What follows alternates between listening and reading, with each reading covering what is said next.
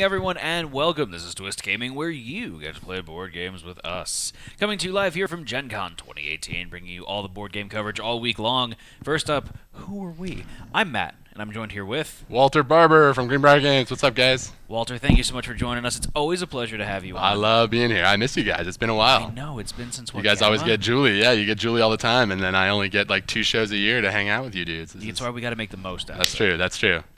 So, Walter, first and foremost, is this your first day here today? Oh my gosh. I got in at noon today after a 9-hour drive. We set up all the booth. We did everything. We crushed it. So now it's smooth sailing, right? Gen Con over, right? That was the whole deal. You drive here. You set up the booth. You drink whiskey. You trade on the booth. You go home. Yeah, that's it, right? There's no. You do one twist interview. That's there we go. There we go. We're the reason. There we go. Like kind of. All right, Walter. So you brought a couple things to show off. Yeah, today. This is my year. I am so excited to be here because this is my 5th Gen Con, and every year we've been building, getting closer to doing my personal projects. And I've been doing a lot of working on other people's games and working with Greenbrier on a big portfolio. But we're finally getting my babies into the picture. This is the Chinese Zodiac year of this. the Walter. This is the year of the Walter. Maybe we're gonna spill into 2019, but the end of 2018 and 2019 are there. We go. We're cutting out the middle, but perfect.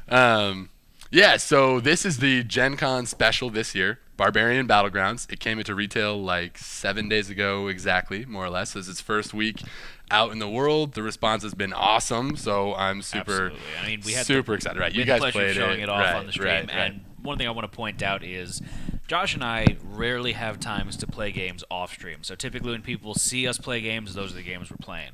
This is one of like 2 or 3 games that we pick up off the stream and play. God, that means so much to me. You guys have no idea. I mean, it's easy to set up, it's fast to learn, it's fun, and it's bears and bear puns. Too many bear puns. It keeps surprising me, which is something that really means a lot. As in, I played 3 games of it last night, actually, right before we went to bed to hit the road. And they were all different, but they were kind of different from any of the other games I played of it too. So I feel like it keeps showing me something new, which I'm really, really happy about. But for those of you who don't know, Barbarian Battlegrounds is a 2 to 4 player dice placement game with simultaneous turns and secret actions and stabbing your friends, but ultimately being adorable, cute little bears. So everyone is one of these clans of different bears, and you're building up your village in the back here by placing dice on different functions. You can collect honey with the beehives, or at the forge, or of course send your bears to contemplate the higher forces at work in the universe and get some faith. Everyone knows bears care about faith, which you use to build up your village and attack other people and steal their stuff. And so it's cute, but stabby is what Julie likes to say. And it's got a bunch of different paths to victory, and so it's really a big game in a small box. And I think that was kind of I want to point out too really quickly, one of the things that I really like about the way you did the dice placement on there is that it's with a lot of games like this, you roll and you get pissed off because you can't do what you want to do because the dice don't let you. But when you designed this game, you made it so that you have options no matter what you roll. Right. And I think that that's a really nice thing because there's a lot of games where you're playing, you make the roll, and you're just like, well, my turn's nothing. Right. You can roll 3 1s in this and still be like, oh, actually, that's great because I needed triples to unlock, getting 3 of these, and I can only use 1s for a certain function. So you can make the most of things. There's ways to mitigate bad rolls, etc. And you guys know some of my other games like Z-Pock and stuff. That's kind of one of the big tenets of things is that you have all the luck to keep that fun, fast-paced thing, but then you have ways to use it and make it a puzzle. So you're not stuck. Yeah. Exactly. And this is kind of a deviation for me because the other 2 games we're going to look at for me in these upcoming months are big box. I was gonna say the boxes are a lot bigger. Ambitious projects that keep me up all night, freaking out, tearing my hair out, trying to make things work. Whereas this came together. I mean, we were working on it for 3 years on and off, but it felt like it came together so much faster than some of my other big flagship products. Do you need like a hand lifting the box over to the table? Oh my god, this thing is like 20 pounds. So this is how I got into board games. Was making this game. I started Champions of Horror in college when I was 19 years old. This is how Greenbrier picked me up. This was my first everything. This is my intro, and it's finally just now coming in shortly to ports in the U.S. to go out to Kickstarter backers 5 years after its Inception. How does it feel? It feels freaking amazing, man. It's like a weight off my shoulders. Well, we'll see. Once people actually are holding it, it'll feel a lot better. But this is obviously the opposite in a lot of ways from Barbarian Battlegrounds. There's a bear right there. Right. But there are some there are some things consistent. So this is one of the first production copies of this game. So I was hoping, if everyone's all right with it, we could pop it open and look at some of the bits real quick. Let's do it. I think I was clever enough to give myself a little hand rip. So yeah, so I didn't look like an amateur hour on here biting this box. You've done this once or twice before. Woo. So it feels good to remove the plastic. We had the pleasure of showing off Champions of Horror on our Spotlight as well. You guys saw an early prototype, and you only played the co-op version, right? To my knowledge, right? So Champions of Horror is a game in two parts. It starts with a versus scenario. Everyone's playing as one of these characters. They are the downtrodden, the dejected, these rejects essentially from different planets. They are aliens, more or less, in our conception of it. Right, there you go. There you go. Who have been brought to this one world for a purpose. They are healing this planet, but in order to incentivize these people, they have been placed in a competition. Whoever can collect the most of this destructive, wayward energy by fighting these big, scary monsters or capturing it from these explosive rifts or helping the townspeople, what have you, is going to be rewarded with a wish. And that's sort of the big guiding force of this world, is that if you win this competition, you get a wish with very few rules. Some rules, very few rules to allow you to reshape the world of horror, and that's where the co-op stuff comes in. So after you play the versus mode of this game, the winner gets to select a wish, a preset wish for their character that's going to lead you into a co-op scenario where you're fighting bosses and saving this big crazy world together. Let's see if we can get a box fart off this baby. There you go. Not quite.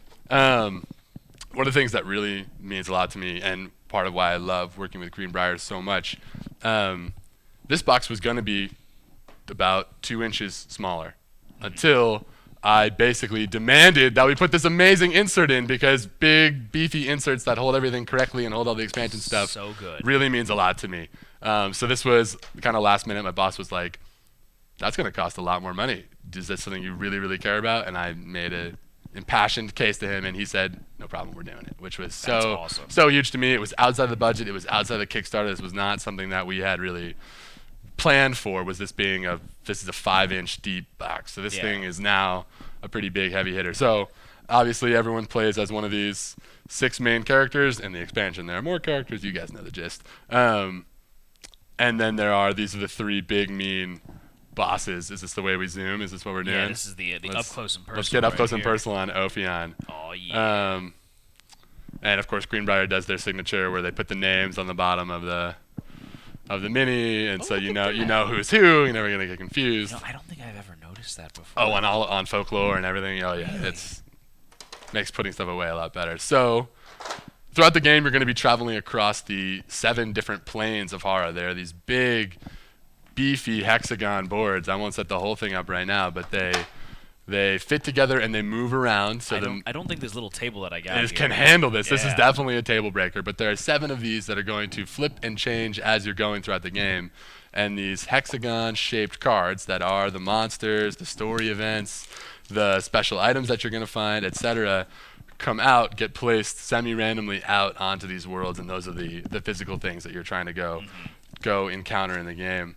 One of the things that I was just so excited about in the Kickstarter was making these double-layered, nice, the invisible green, but good tracking board, so your points are the game. So you were trying to collect these 3 colors of wayward energy. The first to reach 10 in the red points, the blue points, and the green points that are scattered throughout this world is going to win and get this wish. And it's just stacked beyond belief with art. And I was just so spoiled throughout the development process, and I really just feel so blessed that throughout this, people kept being like, yeah, this game's cool. If you want to do that, we'll pay for it. And that's just amazing. It was amazing. This totally amazing experience that when I talk to other game designers, especially young folk like myself, that's not the experience that they have. So I'm really so lucky that Greenbrier came in to take this on. I just wanted to show off a couple of the items. So I mean, a big part of horror is that there are there are a lot of goofy elements at work in the game. There are a lot of silly humor type things that belie this darker narrative. So when you first look in, you're like, oh my god, it's so colorful. There's all these kind of funny, goofy things like a bluegrass band masquerading as assassins, or this like goofy troop of goblins that love spray painting, whatever. There's all these like silly sort of inversions of your typical fantasy, and then underneath that, all the characters are kind of dealing with these tragic backstories. They're single mothers ripped away from their kids. They're scientists not understood in their own time who are totally like ostracized. They're young kids who are handicapped, disabled, who are dealing with their fragile concepts of themselves and their masculinity and things like that. So there are these big, heavy concepts that are underneath sort of this cartoon world. And so my hope is that that's kind of a hook, line, and sinker for people, that they get pulled in with the action and the combat and the fast-paced nature of fighting these monsters and the big, colorful, goofy cartoon attitude to it, and then the bigger story gets you on that second playthrough when you guys go and do the co-op part of it and you dig into the storybook. My hope is that people really feel kind of the 5 years of love and narrative that have gone into this game. So it's coming to Kickstarter backers shortly, this coming month, and then it'll be out in retail January 2019. Right around the corner. Right around the corner. Unfortunately, missing the holiday season. When people get their gift cards from the holiday season, they're going to go out. They're going to use. They'll go out and they'll get some Champions of Horror. Exactly. And so there's a whole other expansion with even more characters and all this kind of stuff. But that one is exclusive to our Kickstarter backers for now. So if you want that one, the only way to get it is from conventions and our web store and finding us in person, etc. Or playing with your friends who back the Kickstarter. But Champions of Horror will return to Kickstarter at some point, I'm sure, because there's a lot more story to tell. There's a lot more world here. This is a huge world, and I think my goal is to tell tiny stories in it to keep people grounded. That's amazing. I mean, I know that this has just been such a labor of love and just a passion of yours. You know, seeing it hit the shelves of the stores and getting into people's hands and seeing people play it and love playing it. I'm sure that's gonna be an amazing feeling. A lot. And seeing this one now, this final finished product, when I get home from Gen Con, I'll be able to put it on my shelf with the other 12 iterations of the game that are very different from one another. And looking back at like what 19-year-old me made as a game versus what's here now on the table is very gratifying. So it's come out from Old Man Walter. It's coming out from Old Man Walter. Exactly. So I have one more to talk about, if that's okay with everyone. Oh, absolutely. So obviously, as we just discussed, this was a very ambitious project. Yeah. I'm trying to top it in terms of scope. Oh, really? This is Fire for Light. This is a huge disclaimer here, everybody. This is a totally alpha version. This is everything here is like hand-cut crap from me, but reminiscent of what we're going for, which is putting in a slightly smaller package, because this is our first hybrid app, a tabletop game. Ooh. So it's got essentially a huge story to it. These branching narrative paths that are, instead of in a 200-page Bible font book, are contained in this app, and its sole function is to handle this story. So it's a robust choose-your-own-adventure story, right? With branching narrative paths that evolve with you in the game. So the app is going to remember the choices that you make, and it's going to use those choices to inform options that are available to you later. So if you find the key at the end of the dungeon, you're going to get different story options when you go then use that key somewhere else. If you talk to the townsperson in part 1, then maybe you'll get different options, even as simple as giving you different crafting options when you go to a new town, but as deep as giving you totally different endings to boss fights or the end of the whole game, etc. And I mean, story-wise, Greenbrier always does a phenomenal job with the stories incorporated in their game. So seeing that in a choose-your-own-adventure style here, I mean, it fits. And so this is a huge world that we're trying to tell small stories in. Right. So it's all about these two sisters who are living in a nuclear winter that no one understands. It's been centuries of nuclear winter. The world outside is freezing to death. And there are all these horrible things happening out there. There are the undead are rising. The only animals that have survived are mutated, and everyone's locked in these like shanty tent villages, really cut off from the outside world because it's constantly snowing. Supplies are dwindling. We've been living basically in shambles. This girl, the main character, Nari, is a scholar. She's been investigating this whole thing. She's been reading about in whatever books she can get. She's been trying to understand what's happening, and she sort of gets connected to basically this larger, essentially, conspiracy, this network of things that took place that brought us to where we are. The whole thing, as you can see, kind of has this Adventure Time feel. So obviously, these assets are super prototypey. I've got handwritten crap all over here. But we're getting close on some of the art bits. Like we can see one of the monsters here. Let's look at the Grubtusk. So I'll put this one. Oh, yeah, sorry. There we go. So He's got a sweet mohawk. Oh, yeah. Combat is pretty simple in that monsters have these sort of if-then flowcharts that they follow. So when it's a monster's turn, you've got these kind of qualifiers of what it's done, what it can do, what's going to happen next. So you just kind of follow this flowchart for each monster. The AI approach to the monsters dealing with you.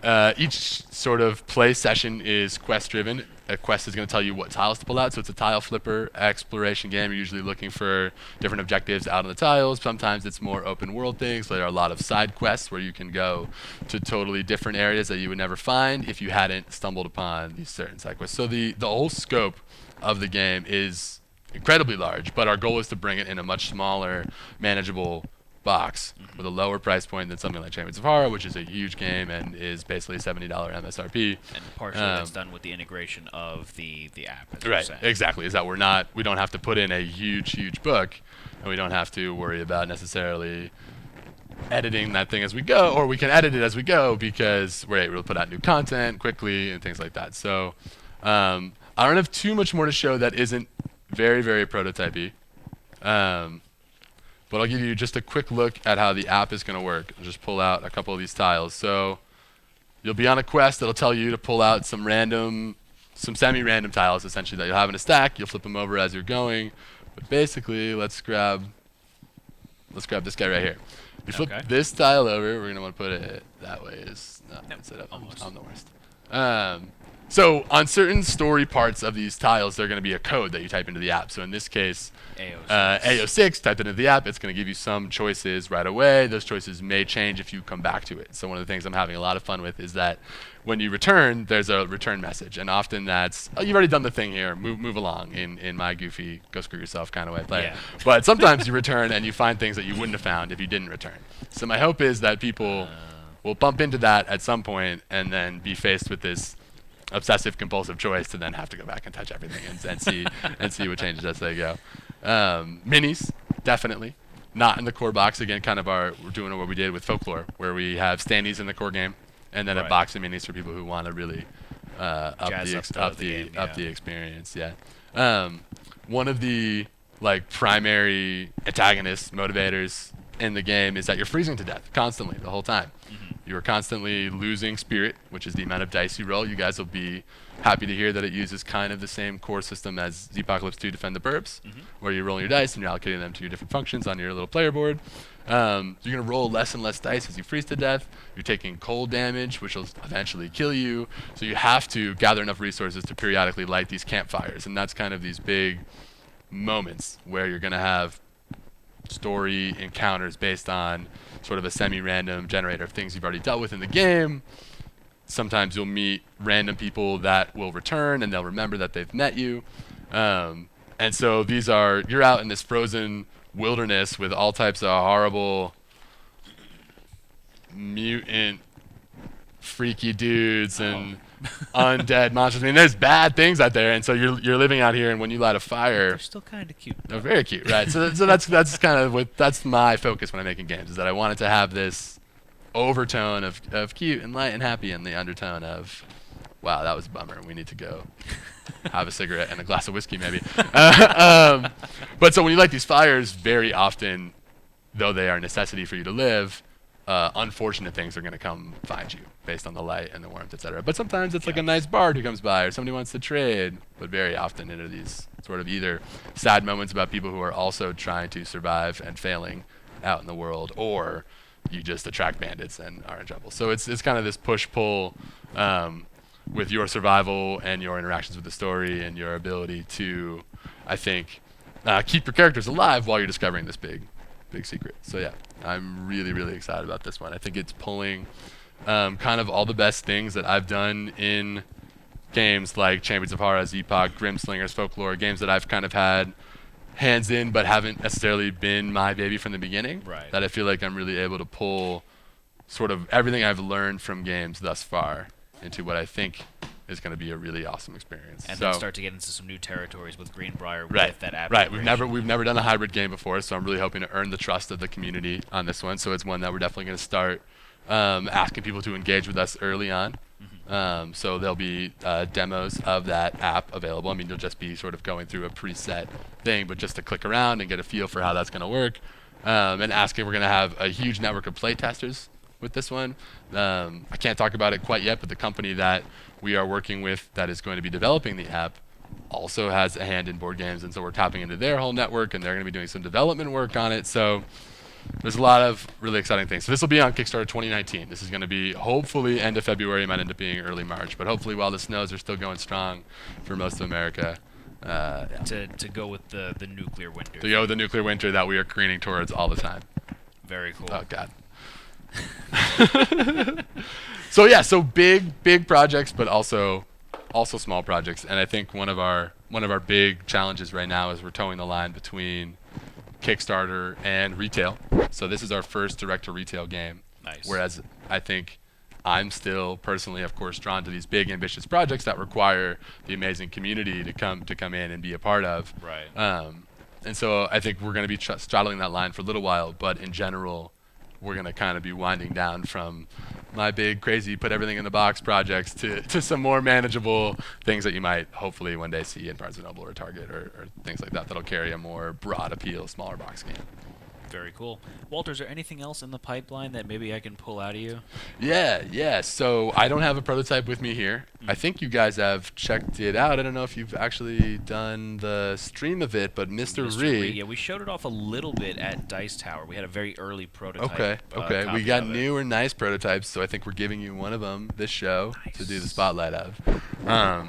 I'm incredibly excited about Mr. Ree. It's a game that I've had virtually no hand in, which is kind of a first for me because I'm a bit of a control freak, but it's come out so incredible, and it kind of came out of left field for me because I wasn't involved with it. So I've just sort of been seeing art trickle into our Dropbox, and then all of a sudden there was this amazing prototype that I loved, and I was a little jealous, frankly, of being like, no, somebody else made a cool thing. And that one's really fun for me because I love comic books. Champions of Horror has a whole side of it that's a comic book element. It's got a whole graphic novel piece to it. And Mr. Ree is based on this sort of longer series, many volumes of comic book by Dirk Manning, who's a freaking creative genius, which is incredible working with him, even though I have very little hand in it. It's awesome seeing him come in, and I think he already has kind of a huge, dare I say, ravenous fan base. I mean, huge in the comic book world, you know what I mean? It's not like incredible, but these people who are already like so invested in the characters and the world that they're like going into our little like previews of it where you just see parts of it and being like, oh, that makes sense because she had that dagger in chapter 2 of volume 4. Like, well, I don't know any of that, but that's so amazing to me and really inspiring. And that's cool to transition them from the comic book world into the board game. So hopefully we'll get to convert some people, and maybe even the other way too, convert right? Some board game folks over to the comic book world for that. And all the art in the game is unique. Is new. Excuse me. It's not borrowed from the comic books, but you can see even the little side characters. So part of the game is, so one side is heroes and one side is villains, asymmetrical. And so you're either fighting to save civilians or capture and or maybe eat them. But the civilians who look, if you were just an outside observer like myself who would just be browsing these cards really quickly, would be like, oh, little girl, little kid, whatever. They are background characters in the art, seemingly unimportant, and you can find them in the comic book in a different like page in a different setting. That's the kid from the ice cream shop wearing the same clothes, looks the exact like. It's world building, meticulous world building that I really admire and aspire to in some of my projects, especially the transmedia side of things. So I'm really blown away by what's going on with Ree. I can't wait for you guys to play it because I think it's got enough cutthroat stab your friends side of it. I'm definitely interested to see who ends up being heroes, who ends up being villains. I'm also like a huge fan of asymmetrical like player abilities and stuff like that. Right. Which I think is why horror resonated with you. Which is one thing that this game doesn't have right now. Right. This is my first game that doesn't have any asymmetrical stuff. It's totally symmetrical. Everyone has the same thing. And I'm gonna ruin that with the expansion. Woo! We're gonna put in asymmetrical stuff. It's gonna be awesome. So we're gonna put out an expansion in 2019 that goes from being a 2 to 4 player game to a 2 to 6 player game with an emphasis on the 2. So this one, I don't know if you guys have tried it with 2.